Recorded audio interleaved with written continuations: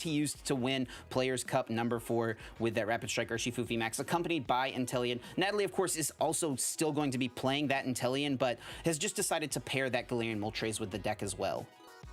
Yeah, Alex on a hot streak as well after that last Players Cup victory in Players Cup 4, and overcoming a bad matchup in the Shadow Rider Calyrex VMAX in an earlier round. So whatever he's doing, just got to keep doing it because all he's doing is winning. All right, I'm excited, Kyle. Your pick, Natalie, versus my pick, Alex. Let's get down to the table. Honestly, both of these players, incredible. They've played amazingly throughout this event. I would be happy to see either one of them take this tournament down. And it looks like Alex Schemanske going to be the Rapid Strike player going first. And oh no, starting that Dedenne GX. Definitely not what you want to see. Definitely not. We'll see. His hand also doesn't look very good, but does find a Pokemon to use Pokemon communication, so that's going to be a big difference.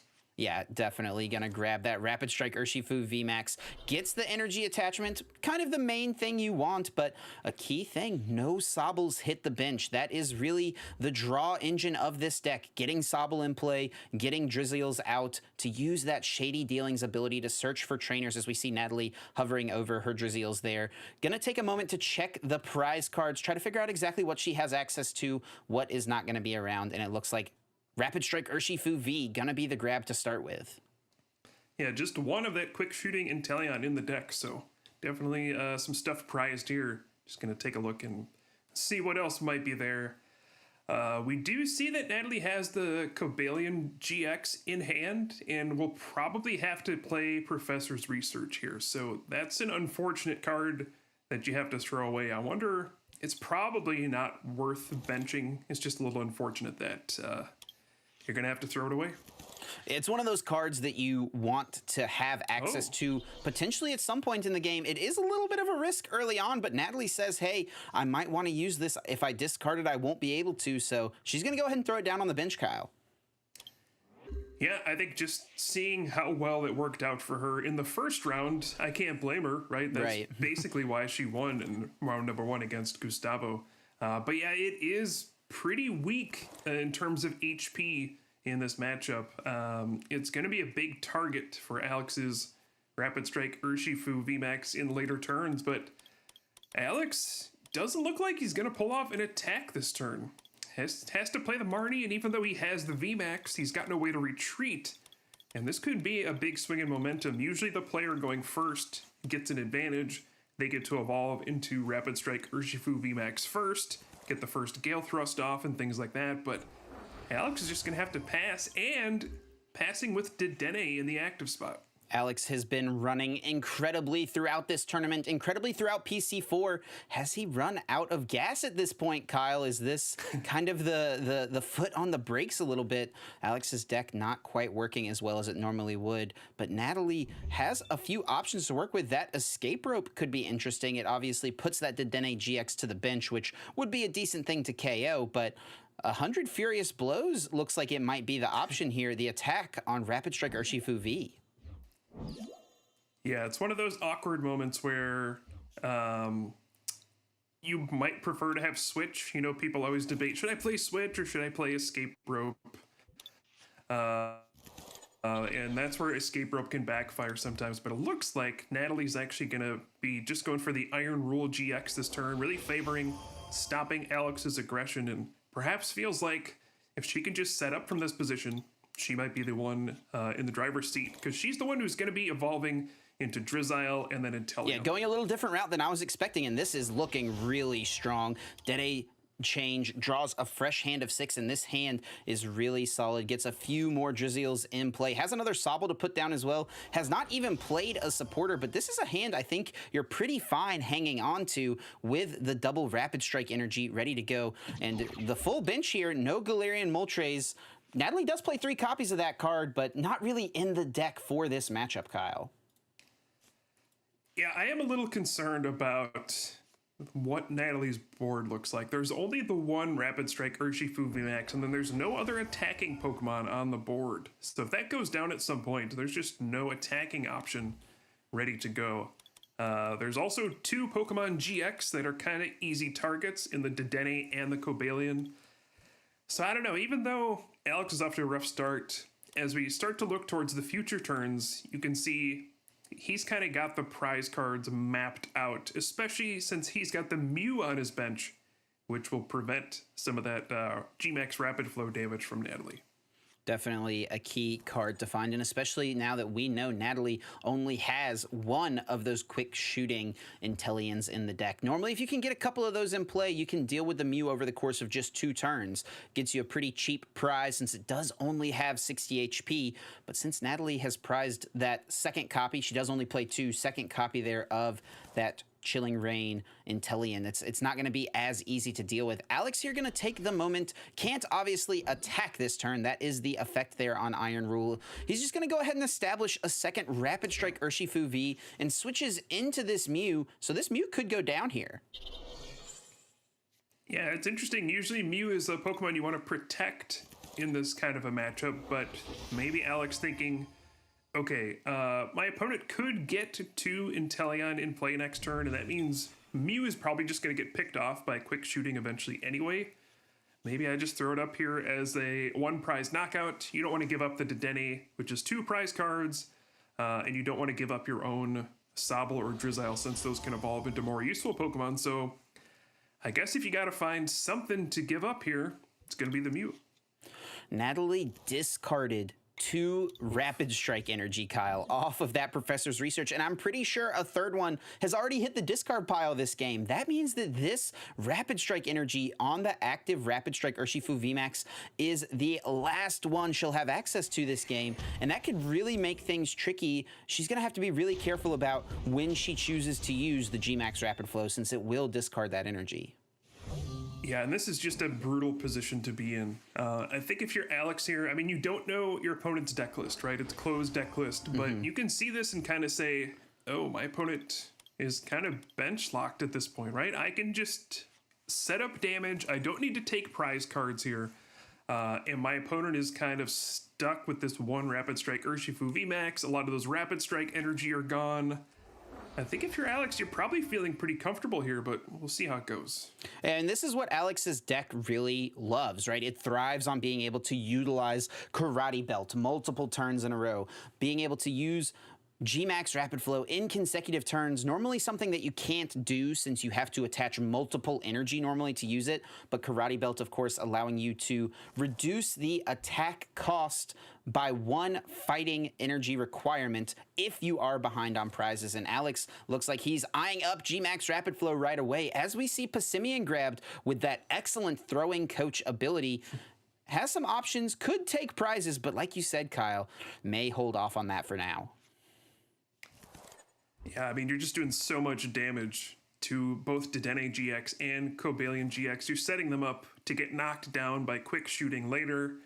Natalie just had kind of an unfortunate situation having to bench too many Pokemon that aren't going to be attackers. And we'll see if she can find some way to navigate through this now that the Mew is out of the way, but it's looking really rough. I mean, you would love to at least have another Rapid Strike Urshifu V, or maybe even Galarian Moltres V on the bench as a follow-up attacker. But no, just pretty much all support Pokemon. There's only 1 attacker. And we are going to see Alex choosing to target down that Cobalion GX. It is a 2-prize Pokemon having 170 HP. So that's something pretty easy for Alex to be able to pick up the KO at some point. With this Gmax Rapid Flow, it deals a base of 120 and then 30 more damage thanks to Throwing Coach from Passimian. So just 1 quick shooting from it to Inteleon at some point in the game. He can do it at any point he wants to. We'll award him 2 prize cards. And this is exactly what you were talking about. Setting up the damage, making sure he stays behind on prizes, which might be kind of a weird concept, right? You have to take prizes to win the game, but he wants to stay behind so he can utilize these cards like Karate Belt. Yep, and now Natalie's got to figure out how to navigate this. She's just going to grab Boss's orders. Already had one in hand, but maybe saying, all right, I'm going to need these in consecutive turns if I'm going to win this game, and I need to get another Inteleon in play. Otherwise, things are going to go downhill pretty quickly. I need to keep up kind of in this quick shooting battle. And looks like going to go after Dedenne GX, trying to just race on prize cards here. We'll see if she's going to go knock out the active and then maybe take out the Drizzile or maybe the Passimian here and try to get down to 2 prize cards. That potentially sets you up later for just one more Gmax for Rapid Flow to win. But like you said earlier, she doesn't have much, if any, Rapid Strike energy left to use. So getting to that second Gmax Rapid Flow is going to be a big challenge. Yeah, I think, honestly, her only attacker remaining for this game is probably going to be that Galarian Moltres, which makes things a little tough. I mean, you have to wait a couple of turns to be able to attack. You can charge up with that Dire Flame Wings ability and then, of course, attach for turn, but Aura Burn still requires 3 energy, so Natalie is going to have to take a turn off next turn, most likely, and that's exactly what Alex wants to hear. Yeah, you could see Natalie trying to debate what to do here. Usually we've seen her be very quick, knows exactly what to do in every matchup, but here it's an awkward situation. You have to find some way to navigate through it, and looks like gonna take the 1 prize card on that Drizzile and actually go after the Rapid Strike Urshifu VMAX on the bench that's got the 2 energy on it. And we'll see what Alex can do here. His hand is horrible. He does at least have the switch to get this Dedenne out of the active. It is an escape rope, so that could put Natalie in a little bit of an awkward spot, but there, like you said, Kyle, this hand is not good. There is no follow-up. You'll be able to attack here, can get prize cards even, and maybe we'll see Alex take prize cards on his turn with quick shooting here. To try to bail out and maybe make something happen. You can take this 1 prize card on the Inteleon and your Karate Belt is still working. Maybe this 1 prize card could bail him out. Let's see what it is. Just going to be an Inteleon. Not quite. No, he can take, set himself up to win pretty easily in the coming turns. They're going to see him go down to 4 prize cards. And now both Dedenne GX and the Cobalion GX just 1 quick shooting away. So you can quick shooting to knock 1 down, and then maybe boss's orders to knock the other GX down, and that's 4 prize cards. Yeah, we could even see the fling, Kyle, from Passimian. It does allow you to deal some damage to the bench. That's true. That could be a game winner as well. Natalie just has nothing. This is going to be a rough turn. No switching cards, no supporter cards, no anything. Just has to pass, and that means if Alex just has an energy, it's Gale Thrust and game over.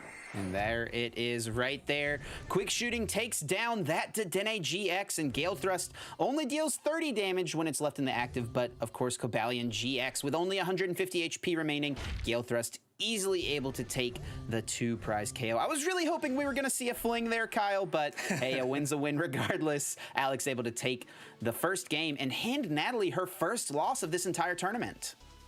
It's possible she can lose. I didn't think it was, but she is human. Yeah, I think that was just a really awkward game. I think the moment that Natalie filled her bench, that kind of spelled the end of the game. And then, of course, that terrible professor's research had to discard all those Rapid Strike energy. Sometimes you just draw into some awkward hands and you get put into unfortunate situations.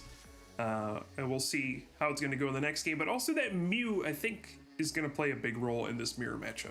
It definitely makes a big difference. Natalie is going to have the advantage of going first in this game. Of course, Alex went first in game 1. He didn't really get to capitalize on going first. His start was pretty bad, but maybe Natalie will be able to jump out to an early lead here by being able to be the first one to evolve. Let's get down to the table, Kyle, and let's see exactly how it's going to play out. We saw her start to power up the Galarian Moltres at the end of that game. That's something that could become an option. I think that's more so something she was kind of just forced into because all the Rapid Strike energies were gone. Probably still going to be focusing mostly on Rapid Strike Urshifu VMAX as the attacker in this matchup. Yeah, I do think Galarian Moltres V has a place in this matchup. It's just an attacker that powers itself up, right? And it actually can work out pretty nicely if you Gmax Rapid Flow, hit into your opponent's Rapid Strike Urshifu VMAX, and then I think just with 1 quick shooting, the Aura Burn from Galarian Moltres V will finish it off. So that is a potential way to set up some knockouts here, and yeah, we'll see how this game goes. This game, she does have to start with the Moltres, so it's going to be forced into action. Gets it in play early, and now it's something that can just, like you said, sit on the bench and accrue energy. It just powers itself up throughout the course of the game, and it just kind of makes itself become known, become an attacker. This is also a really solid start. She gets the Urshifu V down, gets an energy attachment, and also finds one Sobble. I think normally you'd like to get a couple of them in play. It's kind of tough to do when you're going first, though. You can't play a supporter, and Alex, not the strongest of starts, but is bailed out a little bit, honestly, by this excellent attack on Sobble, the Keep Calling. Yeah, get to search for 3 basic Rapid Strike Pokemon and put them onto your bench. So we are going to see him, even though it's not a great turn, he'll at least get some basics into play and set himself up for future turns. The nice thing about Rapid Strike Urshifu VMAX is it is a pretty low maintenance Pokemon. You just need to evolve and then usually attach once and it can start attacking. So you don't feel like you're really far behind or anything like that. Does look like Natalie is going to go with the Dede change here. The Dede GX, so powerful to draw you through your deck, but such a liability, specifically in this matchup, Kyle. Thanks to that Passimian's throwing coach, it's very easy for Alex to pick up a KO on that at some point in the game. Yep, and we'll see how aggressive Natalie wants to be here. Got the Rapid Strike Urshifu VMAX, and is able to perhaps get an air balloon here, retreat in, and then get with a Gale Thrust and get a knockout on the Sobble. But, you know, you always have to ask, is it worth taking this prize card when my opponent can simply play Karate Belt, Rapid Strike Energy, and hit me with a G-Max Rapid Flow? So these matchups are always tough to navigate. I think Natalie might be approaching this as, I'm going to be as aggressive as I can, and I'm just going to hope you don't draw what you need. And hey, sometimes that works out. It definitely can, and we will see that Gale Thrust taking the first KO. Goodbye, Sobble. Natalie gets awarded 1 prize card, and this is exactly where Alex wants to be. This is where he thrives, getting that Karate Belt activated right away, and we could see a G-Max Rapid Flow as early as this turn. Also, even just attacking with a Gale Thrust is pretty solid here. You get to throw a good amount of damage down onto this Rapid Strike Urshifu VMAX, and we see that he's getting the pieces ready for that play, as already has the fighting energy in hand and has the Tower of Waters to get the retreat. Yeah, it's really funny. You might look at this hand and be like, wow, this is terrible for Alex, but all those level balls turn into Drizzile, which means you can Shady Dealings, grab a different trainer card, and even though it looked like his hand might have been bad with no supporter cards, it actually is one of the best hands he could have had because he can search for whatever trainer cards he wants. And getting these Drizziles into play just means we are 1 turn closer to seeing multiple Inteleon. And the quicker you get Inteleon in play, the better. The more value you can get from that quick shooting ability. I mean, Alex's deck, you know, it's a big, you know, stage 1, effectively a VMAX Pokemon deck, but at the same time, it's also a spread deck. Kyle loves getting those extra damage counters in play with quick shooting, you know, spreading damage with the G-Max Rapid Flow and trying to take multiple prizes in single turns. Yeah, one quick thing I did want to point out earlier is that you saw Alex retreat Sobble before evolving to Drizzile, and that one's really important. That's an easy mistake you can make. Tower of Waters only reduces the retreat cost of Rapid Strike Pokemon, and while Sobble is a Rapid Strike Pokemon, Drizzile is not. I've seen a couple people online, I'm sure I've done it as well. You evolve, and then you go to retreat when you have Tower of Waters in play, and you're like, oh yeah, it's not a Rapid Strike Pokemon anymore. Yeah, it does not quite work out in that way. Looking at the deck there, Kyle, Natalie does not have any other Rapid Strike Urshifu V in the deck. It's just going to be kind of on the back of Moltres here until she can take some prizes. I think that she does, I believe, play a 3-2 line of Rapid Strike Urshifu VMAX, so that means she's prized 2 Rapid Strike Urshifu V in this game.